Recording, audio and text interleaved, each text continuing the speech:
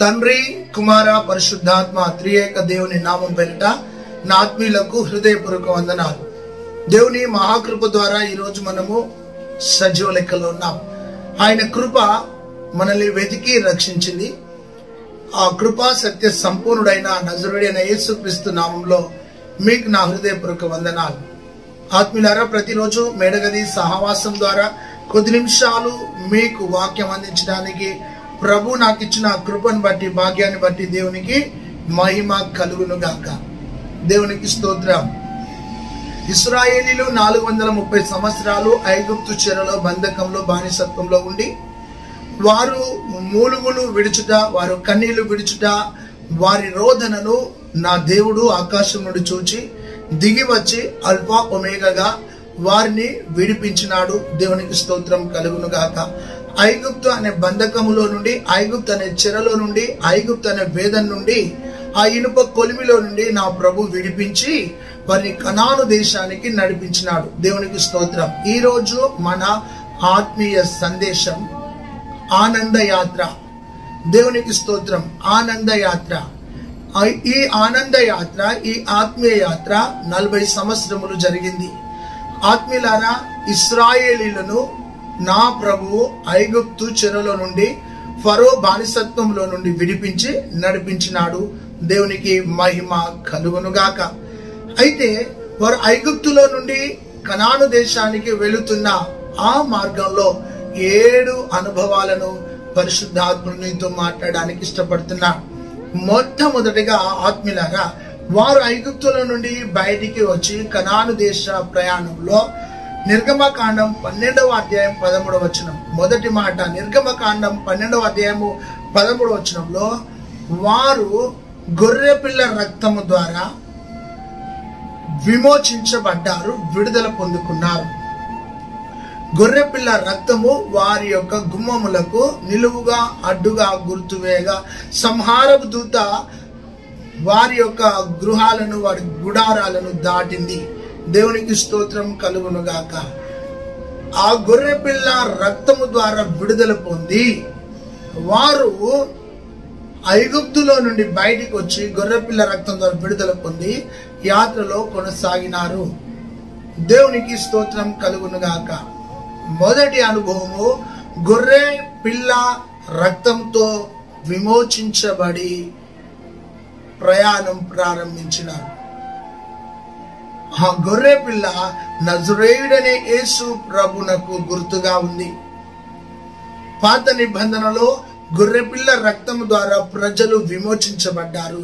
క్రొత్త నిబంధన యాత్రలో ప్రజలు యేసు క్రీస్తు రక్తము ద్వారా నీతిమంతులుగా తీర్చబడ్డారు. హెబ్రీ పత్రిక 9:14లో మనస్సాక్షిని కడిగిన యేసు రక్తం అని వ్రాయబడి ఉన్నది.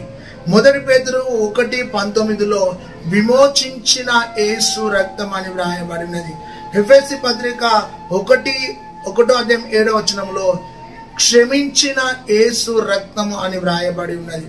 రోమపత్రిక 5:9లో నీతిమంతులనుగా చేసే యేసు రక్తం అని వ్రాయబడినది. హెబ్రీ పత్రిక 13:12లో పరిశుద్ధపరిచే యేసు రక్తం అని వ్రాయబడినది. హెబ్రీ 10వ అధ్యాయం 19లో పరలోకము చేర్చే రక్తం అని వ్రాయబడినది. ప్రకటన గ్రంథం 12వ అధ్యాయం 11వ వచనంలో జయమిచ్చేది యేసు రక్తం అని వ్రాయబడినది. ఆత్మీయులారా, పాత నిబంధనలో గొర్రెపిల్ల రక్తము ద్వారా వారు విమోచించబడి అరణ్య యాత్రలో, ఆత్మీయ యాత్రలో కనాను దేశానికి వెళుతున్నారు. ఈ యొక్క పరమ కణానైన పరలోకానికి మనం చేరడానికి యేసు క్రీస్తు బలి అయి ఆయన రక్తం ద్వారా మనల్ని విమోచించినాడు.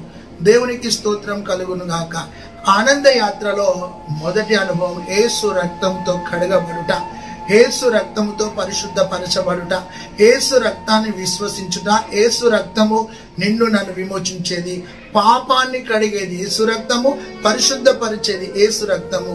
గొర్రెపిల్ల రక్తము ఇశ్రాయేలును విమోచించినట్టుగా మనలను యేసు రక్తం విమోచించింది. దేవునికి స్తోత్రం కలుగును గాక. హల్లెలూయా. దేవునికి స్తోత్రం. రెండవ అనుభవము ఆ ఆనంద యాత్రలో రెండో అనుభవం నిర్గమకాండం 14వ అధ్యాయం 20వ వచనంలో మేఘము కింద వారు ప్రయాణం కొనసాగించినారు. ఆత్మీయులారా, మేఘము పరిశుద్ధాత్మ సన్నిధికి గుర్తుగా ఉంది. విమోచించబడిన వారు మేఘము కింద వారు ప్రయాణం చేశారు. మేఘము కృపకు సాదృశ్యంగా ఉంది. ఆ కృప మానవుని ఆవరించేదిగా ఉంది. మేఘము ఇశ్రాయేళ్లను వారిని కమ్ముకొని పగటి వేళ మేఘస్తంభముగా, రాత్రి వేళ అగ్నిస్తంభముగా ఇశ్రాయేల్ ప్రజలను నడిపించింది. నా ఆత్మీయ సహోదరుడా, సహోదరి, సొలొమోను మందిరం కట్టినప్పుడు మేఘము ఆ యొక్క మందిరమును ఆవరించగా యాజకులు నిలవలేని మహిమ తేజస్సు దిగిరాగా వారు మూర్ఛిల్లి సాగిలపడ్డారు. మోషే గుడారం కట్టుకున్నప్పుడు ఆ మేఘము ఆ ఇంటిని కమ్మగా మేఘములో నుండి తండ్రి అయిన దేవుడు మోషేతో సహవాసం చేసినాడు. మోషే కొండపైకి ఎక్కగా ఆ కొండను మేఘము కమ్ముకున్నదని దేవుని వాక్యం ఉన్నది. ఏలియా ప్రవక్త కూడా ప్రార్థించినప్పుడు చిన్న మేఘము పెద్ద వర్షాన్ని ఇచ్చినట్టుగా దేవుని వాక్యం సెలవిస్తుంది. ఈ రోజున ఆత్మీయ సహోదరుడా, సహోదరి, దేవుని యొక్క మేఘము దేవుని యొక్క కృపకు, దేవుని యొక్క పరిశుద్ధాత్మ సన్నిధికి గుర్తుగా ఉంది. ఈరోజు ప్రభు సూటిగా నీతో మాట్లాడుతున్న మాట ఏమిటంటే, ప్రియ సహోదరుడా, సహోదరి, మేఘము అనే పరిశుద్ధాత్మ నీడలు, మేఘం అనే ఆయన కృపలో దేవుడు మనల్ని నడిపిస్తున్నాడు. పాత నిబంధనలో ఇశ్రాయేలును మేఘము కింద నడిపినాడు. కృత నిబంధనలో ప్రభు ఆత్మతో నడుపుతున్నాడు, కృపతో నడుపుతున్నాడు. అయితే మేఘము కింద నడిచిన వారి వస్త్రములు పాత గిల్లలేదు, వారి చెప్పుల జోడులు అరిగిపోలేదు. ఆ మేఘమే మహిమ కలిగిన మేఘముగా ఇశ్రాయేలు లక్షలాది ప్రజలను మేఘము నడిపింది. దేవునికి స్తోత్రం కలుగునుగాక. ఈరోజు మొదటి అనుభవము, యేసు గొర్రెపిల్ల రక్తముతో విమోచించబడ్డారు. రెండో అనుభవము, వారు మేఘము కింద ప్రయాణము సాగినారు. దేవునికి స్తోత్రం కలుగునుగాక. మూడవ ఆత్మీయ విషయము, నిర్గమాకాండం 16వ అధ్యాయము 31-35 వచనాల్లో వారు మేఘము కింద ప్రయాణం అవుతూ మన్నాను భుజించినారు. అది పరలోకం నుండి కురవగా వారి గుడారాల ముందు పడగా వారు మన్నాను భుజించినారు. దేవునికి స్తోత్రం కలుగునుగాక. ఆ మన్నా దేవుని యొక్క జీవం కలిగిన ఆహారం. ఆ మన్నాను భుజించి వారు బలము తెచ్చుకున్నారు, శక్తి తెచ్చుకున్నారు. వారు 6 దినములు వారు మన్నాను భుజించినారు. 6 దినము రెండింతలుగా సమకూర్చుకొని 7వ దినం విశ్రాంతి దినాన వారు దేవునికి స్తోత్రం మన్నాను భుజించి ప్రయాణం చేసినారు. ఈ రోజున ఆత్మీయ సహోదరి, సహోదరుడా, ఆ మన్నా జీవ వాక్యానికి గుర్తుగా ఉంది. వాక్యము చేత ఒక వ్యక్తి బలం తెచ్చుకుంటాడు. వాక్యము సుత్తె లాంటిది, వాక్యము సబ్బు లాంటిది, వాక్యము అద్దము లాంటిది, వాక్యము జుంటి తేనె దారాల కంటే మధురమైంది, వాక్యము మేలిమి బంగారం కంటే కోరదగింది. వాక్యము చేత ఒక వ్యక్తి బలపరచబడాలి, దీవించబడాలి, నడిపించబడాలి, పోషించబడాలి, దీవించబడాలి, స్థిరపరచబడాలి. దేవునికి మహిమ కలుగునుగాక. వారు మన్నాను భుజిస్తూ ఇశ్రాయేలు ప్రయాణం చేసినారు. నా ఆత్మీయ సహోదరుడా, సహోదరి, ఆ 40 సంవత్సరాల యాత్ర మానవుని ఆలోచనకు అంతు చిక్కని యాత్ర.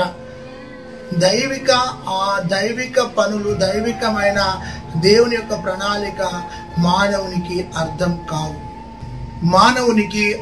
కావు. ఆత్మీయంగా చెప్తున్నాను ప్రియమైన సహోదరుడా, సహోదరి, చాలా సార్లు మన ఆత్మీయ జీవితంలో దేవుడు పోషించిన విధానము, దేవుడు నడిపించిన విధానము ఏ మానవునికి అంతు చిక్కదు. దేవునికి స్తోత్రం కలుగునుగాక. మొట్టమొదటిగా గొర్రెపిల్ల రక్తంతో విమోచించినాడు. రెండవదిగా మేఘము కింద ఆవరించి వారిని నడిపించినాడు. మూడవదిగా మన్నాతో వారిని పోషించినాడు. ఎంత గొప్ప దేవుడు, ఆలోచించండి. దేవునికి స్తోత్రం కలుగునుగాక. ఆ పరలోకపు మన్నగా దిగి వచ్చిన వాడే ప్రభు అయిన యేసు. దేవునికి స్తోత్రం. నేనే జీవాహారం అన్నాడు ఆయన, నేనే మార్గం అన్నాడు, నేను పునరుత్థానం అన్నాడు, నేను జీవమునన్నాడు, నేను మార్గమునన్నాడు, నేను సత్యమునన్నాడు, పైనుండి పంపబడిన వాడను అన్నాడు. దేవునికి స్తోత్రం కలుగునుగాక. నా ఆత్మీయ సహోదరి, సహోదరుడా, ఈరోజు ఆ మన్నా అనే దేవుని వాక్యం చేత మనిషి బ్రతుకుతున్నాడు.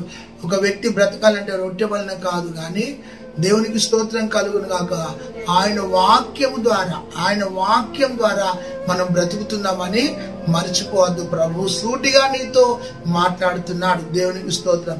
ఈ ఆనంద యాత్రలో 4వ అనుభవం ఆత్మీయులారా, నిర్గమకాండం 17వ అధ్యాయం 6వ వచనం. నిర్గమకాండం 17వ అధ్యాయం 6వ వచనంలో బండగా వారికి ప్రత్యక్షమయ్యాడు. బండను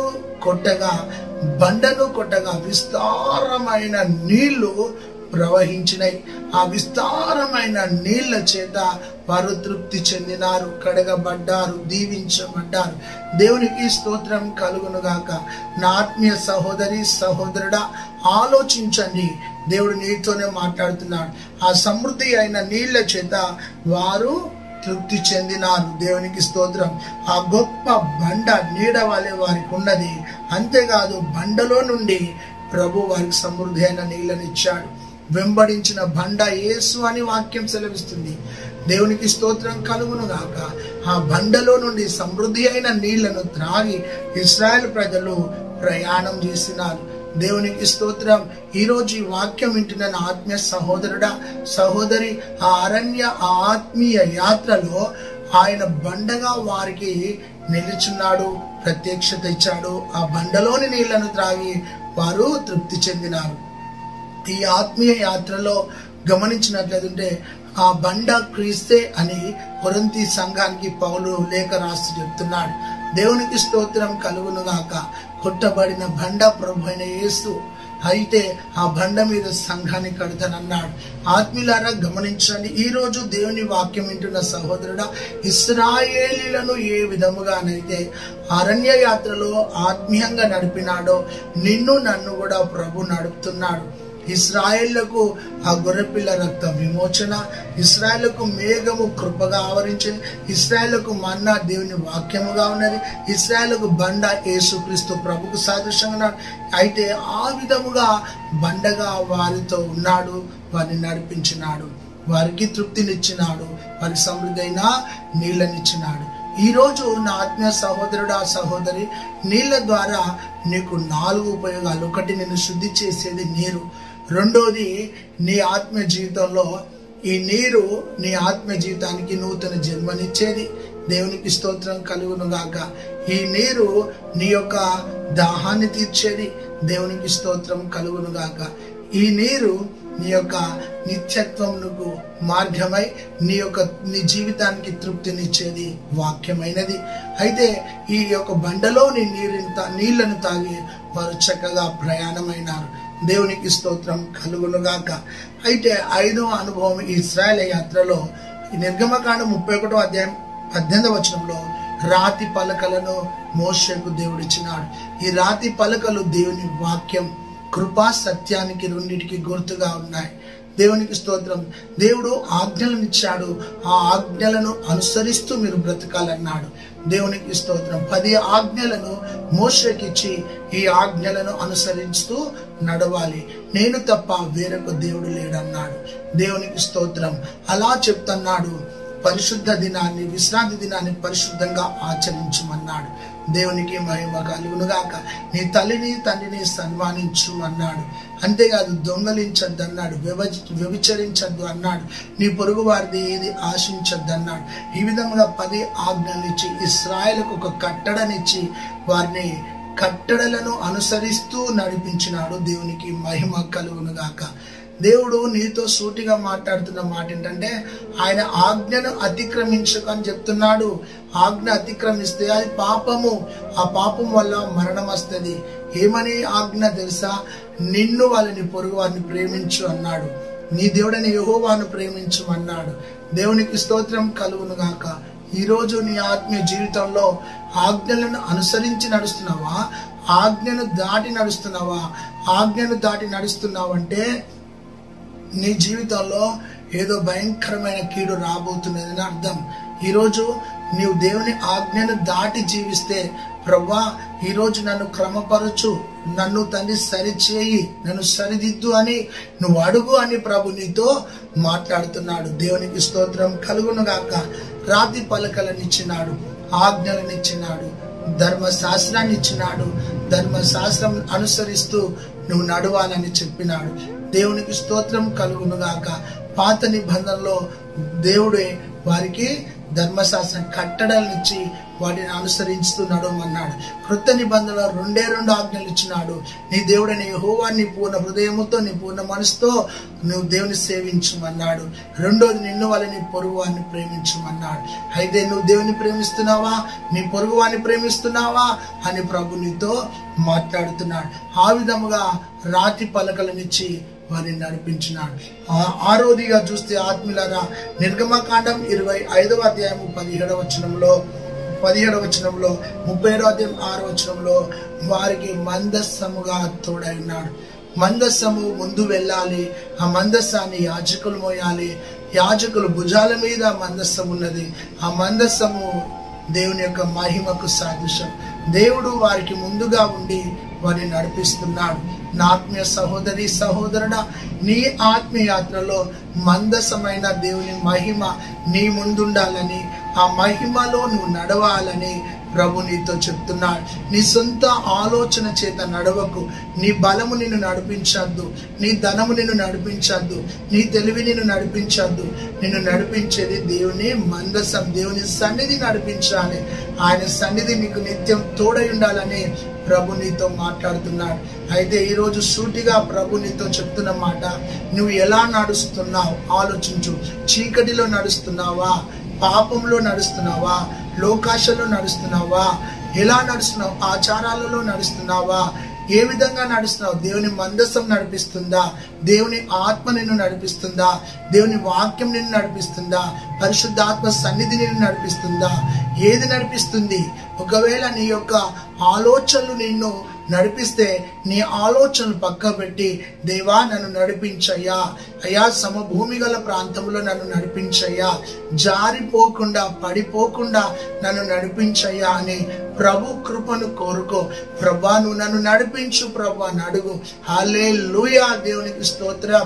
నిన్ను నడిపించేవాడు నా ప్రభు, నిన్ను దీవించేవాడు నా ప్రభు, నిన్ను బలపరిచేవాడు నా ప్రభు, నీ పాపాన్ని తొలగించేవాడు నా ప్రభు, నిన్ను పరిశుద్ధ పరిచేవాడు నా ప్రభు, నిన్ను నీతిమంతునిగా చేసిన వాడు నా ప్రభు, నీకు విమోచన ఇచ్చిన వాడు నా ప్రభు, నిన్ను ఆత్మతో నింపేవాడు నా ప్రభు, నిన్ను స్థిరపరిచేవాడు నా ప్రభు, నిన్ను బలపరిచేవాడు నా ప్రభు, నీ యొక్క పాప బంధకాలను తెంపి నీకు నూతన రూపాంతరము దయచేసేవాడు నా ప్రభు అయి ఉన్నాడు. ఆ ప్రభు ఈరోజు నిన్ను నడపడానికి ఇష్టపడుతున్నాడు. మందస్సమై వారిని ముందు నడిచిన దేవుడు. దేవునికి స్తోత్రం. ఆ మందస్సములో దేవుడు మోషేకి ఇచ్చిన ఆజ్ఞలు, ధర్మశాస్త్రం, దేవుని వాక్యం, అహరోను చిగురించిన కర్ర, పునరుత్థానుడైన యేసు. అంతేకాదు పైనుండి పడిన ఆ యొక్క మన్నా పాత్ర, అది పరిశుద్ధాత్మకు సాదృశ్యంగా ఉంది. ఆ తండ్రి, ఆ కుమారుడు, పరిశుద్ధాత్ముడు వారి ముందుగా ఉండి వారిని నడిపించిన దానికి సాదృశ్యంగా ఉంది. దేవునికి స్తోత్రం కలుగునుగాక. అంతేకాదు చివరిగా 7వ అనుభవము, నిర్గమకాండం 13వ అధ్యాయం 3వ వచనంలో దేవుని హస్తము, బాహుబలము వారిని నడిపించింది. దేవునికి స్తోత్రం. ఈరోజు నా ఆత్మీయ సహోదరి సహోదరుడా, మోషేను బాహుబలము నడిపించింది, ఏలియాను దేవుని హస్తము బలపరిచింది, నెహెమ్యాను కరుణాహస్తము బలపరిచింది. ఇలా చెప్పుకుంటూ వెళ్తే నా ఆత్మీయ సహోదరి సహోదరుడా, దేవుని హస్తము మనుషులకు తోడై ఉండి వారిని ముందుకు నడిపించింది. ఇక్కడ గమనించినట్లయితే దేవుని హస్తమే ఇశ్రాయేలును, లక్షలాది ప్రజలను ముందుకు నడిపించింది. ఈ యొక్క అనుభవాల గుండా వారు కనాను దేశానికి ప్రయాణమైనప్పుడు వ్యతిరేకతలు, పోరాటాలు ఎన్ని ఎదురైనా దేవుని హస్తము వారికి జయాన్ని ఇచ్చింది. దేవుని మందసము వారికి జయాన్ని ఇచ్చింది. దేవుని యొక్క ఆజ్ఞలు వారికి జయాన్ని ఇచ్చాయి. అంతేకాదు దేవుని కృప అయిన మేఘము వారిని ఆవరించి వారికి జయం ఇచ్చింది. ఇలా అనుభవాల గుండా ఆత్మీయ యాత్రలో వారు వెళుతున్నప్పుడు కొందరు సనిగి సంహార దూత చేత చచ్చిపోయినారు. కొందరు సేవకుల మీద సనిగి వారు భూమిలోనే నెరవేర్చి మింగివేయబడ్డారు. ఇలాంటి ఆత్మీయ యాత్రలో సనుగులు, గునుగులు ఉన్నప్పుడు దేవుడు వారిని చూచి చాలా పశ్చాత్తపడ్డాడు, బాధపడ్డాడు. అయితే నీ ఆత్మీయ యాత్రలో 3 విషయాలు. నీ అంతరంగంలో పాపమున్నా ఒప్పుకో. రెండోది, నీ శరీరంతో పాపం చేసినా దాన్ని ఒప్పుకో. మూడోది, నీ ఆలోచనలో పాపం చేసిన వాటిని ఒప్పుకొని, ప్రభువా నన్ను నీ రక్తంతో కడిగి శుద్ధి చెయ్యి, నేను పాపిని అని గ్రహిస్తున్నా, నేను దోషిని అని గ్రహిస్తున్నా. ఇప్పటి వరకు ఆత్మీయ యాత్రలో ఇశ్రాయేలుకు గొర్రెపిల్ల రక్తముతో విమోచించినావని, మేఘముతో కప్పినావని, మన్నాగా వారికి దిగి వచ్చినావని, బండగా సమృద్ధి నీళ్ళనిచ్చినావని, ధర్మశాస్త్రమైన రాతి పలకలనిచ్చినావని, మందసమైన మహిమగా ఉన్నావని, బాహుబలముగా వారికి తోడుగా ఉండి నడిపించినావని విన్నా. అయినా వారు కొన్నిసార్లు పడిపోయినారు, చితికిపోయినారు, సన్నగిలినారు, వారి ఆత్మీయ యాత్రలో సనిగినారని కూడా విన్నా. నా ప్రభువా, నాలో కూడా ఇశ్రాయేలుకు నా బలహీనత ఉంది. నా బలహీనత నుండి నన్ను విడిపించు, నా పాపము నుండి నన్ను విడిపించు, లోకము నుండి నన్ను విడిపించు, ఆశల నుండి నన్ను విడిపించు, కోరికల నుండి నన్ను విడిపించు. నేను కూడా ప్రభువా తండ్రి, లోకమనే ఐగుప్తులో నుండి యేసుక్రీస్తు రక్తం ద్వారా విడుదల పొంది నేను కనాను, పరమ కనాన్ అనే పరలోకానికి వెళుతుండగా నా ప్రాణ ఆత్మ శరీరాలను కడిగి నన్ను నేనుగా బలిపీఠం మీద యోగ్యంగా పెట్టుకున్నట్టుకు సహాయం చేయండి. నాలో నా మలినమును కడిగి నా పాత్రను శుద్ధి చేయి ప్రభు అని ఒప్పుకొని దేవునికి నువ్వు ఈరోజు సరెండర్ అయితే నీ అంతరంగాన్ని మార్చి నీకు నిత్యత్వాన్ని ఇస్తాడు, నిత్య జీవాన్ని ఇస్తాడు, నిత్యమైన కృపనిస్తాడు, సమృద్ధి అయిన కృపతో నేను నింపుతాడు. ఈరోజు నీ యాత్ర ఎలాగుంది, నీ జీవితం ఎలాగుంది, నీ మనసు ఎలాగుంది, నీ కుటుంబం ఎలాగుంది, నీ అంతరంగం ఎలాగుంది, నీ ఆలోచన ఎలాగుంది, నీ ఆత్మీయ యాత్ర ఎలాగుంది అంటే నీ జీవితంలో ప్రస్తుతం పాపం అనే ముసుగులో, బంధకంలో జీవిస్తున్నావు. ఈరోజు వాటిలో నుండి బయటికి రా. నువ్వు విడిచిపెట్టి ప్రభువా నన్ను ముందుకు నడిపించు అని అడిగితే నా ప్రభు నిన్ను చక్కగా ముందుకు నడిపిస్తాడు. దేవుడి మాటలను దీవించును గాక. God bless you. ఒక్క నిమిషం కళ్ళు మూసుకో. పరిశుద్ధుడా, జీవం గల దేవ, ఈ వాక్యాన్ని విన్న ప్రతి బిడ్డ జీవితంలో ఒక రూపాంతరము దయచేసి నూతన వ్యక్తులుగా మార్చి నీ నామాన్ని గణపరచుకోమని, నీకు మాకు అడ్డుగా ఉన్నవి తొలగించమని, సహాయం చేయమని యేసు నామంలో ప్రార్థించి పొందినాం తండ్రి. ఆమేన్, ఆమేన్, ఆమేన్. God bless you. Praise the Lord. ఈ వాక్యం నీకు నచ్చితే షేర్ చేయండి. ఈ యొక్క మేడగది యూట్యూబ్ ఛానల్ సబ్స్క్రైబ్ చేసుకోండి. అంతేకాదు విన్న తర్వాత చక్కటి కామెంట్ పెట్టండి. దేవుడు నిన్ను దీవించును గాక. ఆమేన్.